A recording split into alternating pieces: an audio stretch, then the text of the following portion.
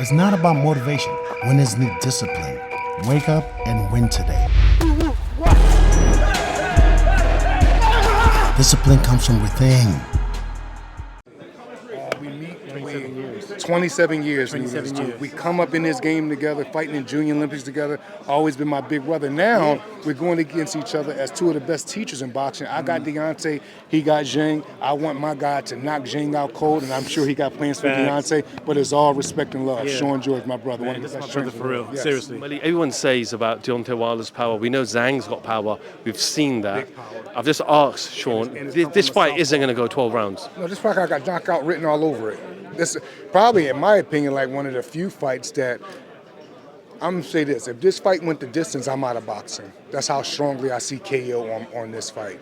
Too big, because if you take ZHILEI wins, as far as danger, Zhang is extremely dangerous, man. Okay, but love.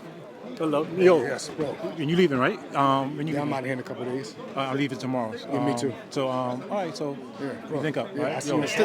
there's still love, no matter what happens on fight night. Yeah, that's my family. This is Yeah, family bro. for real. Like, you understand? bro. We used to be in the same weight class. Yeah. One time, 78 pounds. We lived together. We lived together 3-4 years. 2 or years. something like Yeah, that. 2 years. You know about Malik's bad habits. And he know about mine. Facts. Yo, be safe, Love, right, brother. man? See you, Sean. My man. Yes.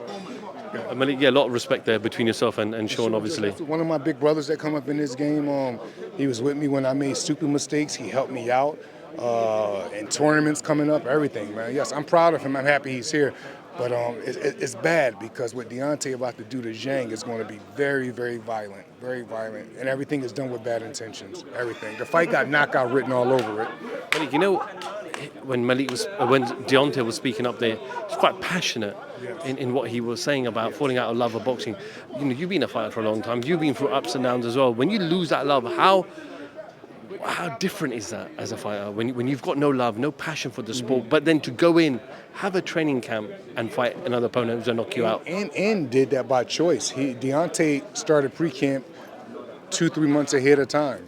So I think at a moment I think he was stagnated and probably got turned off by the business aspect of boxing. He's been through his trials and tribulation with the business aspect and, you know, people turning on him and things like that. So yeah, it left a bad taste in his mouth.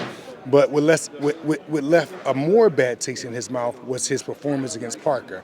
So yeah, he may fell out of love with boxing right here, but his bad performance against Parker was even worse. So that right there is what take the toll with that. And Deontay is a man of pride, is a man of big ego, is a man of violence that I keep saying. And he wants to make this right, and he's going to do that June 1st. And he's doing that against a very dangerous opponent. I'm going to be calling Zhang dangerous this whole fucking camp until we get rid of him because it keeps me on point.